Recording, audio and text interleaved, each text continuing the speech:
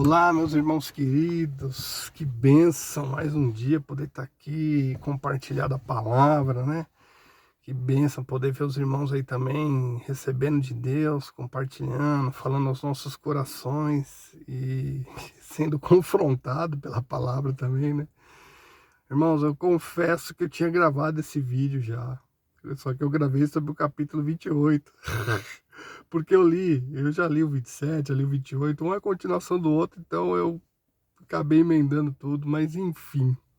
Eu quero falar sobre o que Deus colocou no meu coração enquanto eu lia a palavra. E não quero fazer um resumo, porque a história todo mundo já leu aí, ou a maioria, né? E já conhece. Mas eu quero falar o sentimento que veio no meu coração. Eu fiquei pensando o que será que passou no coração de Paulo quando tudo isso estava acontecendo, né? Você parar para pensar, o que me veio a sensação poxa, Paulo ele tinha entregue toda a sua vida, o seu tempo, os seus afazeres, ele se consagrou. E como que será que ficou o coração dele nesse período onde todas essas coisas estavam acontecendo, né? Essas perseguições dos irmãos judeus, esses naufrágios, né? A tempestade, essas adversidades que ele passava, esses confrontos, né? Eu fiquei pensando e como ficou o coração dele, né? Mas ao mesmo tempo eu vi assim até o cuidado de Deus, né? Como Deus cuida de tudo, né?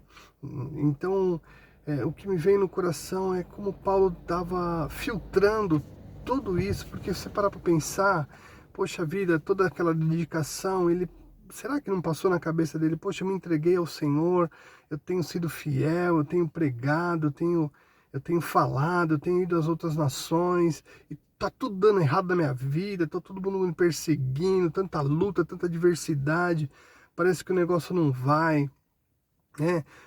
E eu fiquei pensando como não estaria o coração desse homem de Deus, né? E ao mesmo tempo a gente não vê em nenhum momento Paulo ele blasfemando, a gente não vê Paulo murmurando, a gente não vê Paulo se voltando contra o evangelho novamente, né?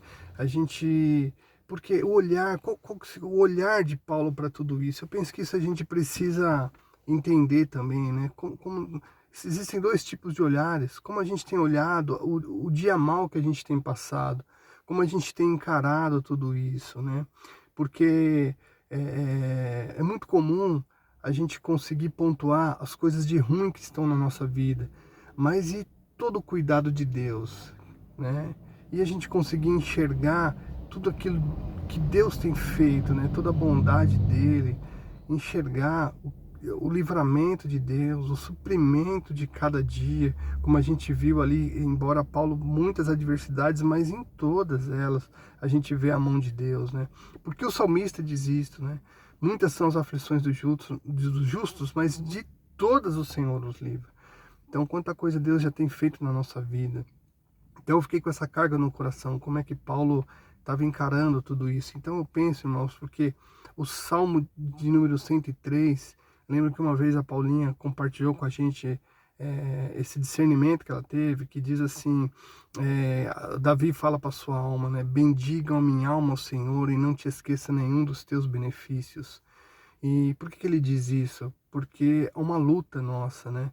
É uma luta interior. Muitas vezes nós nos lembramos daquilo que nós deveríamos esquecer e nos esquecemos daquilo que nós deveríamos lembrar, que é o favor de Deus, a bondade de Deus, aquilo que de bom Deus tem feito na nossa vida. Então, será que a gente tem olhado, assim como Paulo, será que a gente tem olhado assim, como esses homens de Deus, com os olhos de Deus, né? Porque nós fomos chamados por Deus. A palavra do Senhor diz em Romanos 8, né, 28, que todo mundo já conhece, que todas as coisas cooperam para o bem dos que amam a Deus, aqueles que são chamados segundo o seu propósito, aqueles que de antemão escolheu também os predestinou a serem conforme a imagem do seu Filho amado Jesus Cristo, né, para o louvor da sua glória.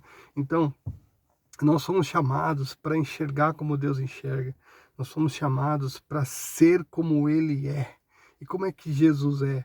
Como é que Jesus passou aqui por essa terra? A gente vê onde que Jesus passava, Ele curava. A gente vê Jesus onde havia choro, ele trazia alegria, onde havia morte, ele ressuscitava, aonde havia desespero, ele trazia esperança, né? Assim foi na minha vida, assim foi na sua, e de muitos irmãos.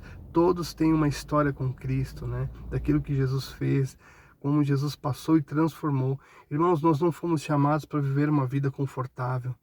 Nós não fomos chamados para viver uma vida apenas, né? É claro que eu creio que Deus traz em alguns momentos da nossa vida um refrigério, né? Traz um respiro, mas nós somos chamados para transformar o lugar aonde a gente passa, né? O salmista também diz: bem-aventurado o homem que, passando pelo vale de Baca, pelo deserto, faz dele um manancial de águas.